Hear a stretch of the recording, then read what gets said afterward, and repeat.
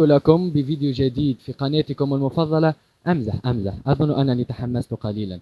فيديو اليوم سيكون نظرية. نعم نظرية معجبي ميراكلوس. أكيد لن أسرقها يعني.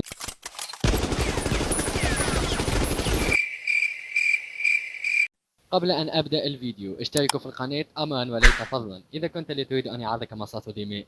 لنبدأ الفيديو. من هذا؟ ها؟ بلاج؟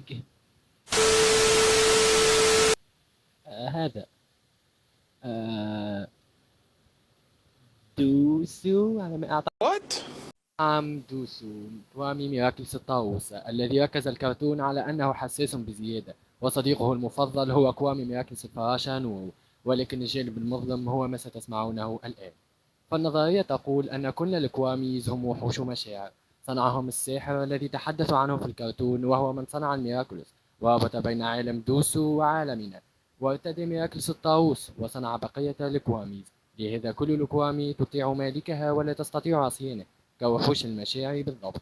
ولكن هناك نقطة تعزف هذه النظرية، هو أن القط الأسود في حلقة أورتيغامي استعمل القطتي على ميراكلس السلحفاة ولم يخرج منه أمر، وهذه ليست المرة الأولى، فقد استعملها على ميراكلس النحلة عندما أصيبت كلوي بالأكومة، وهذا ما يكذب هذه النظرية تماما.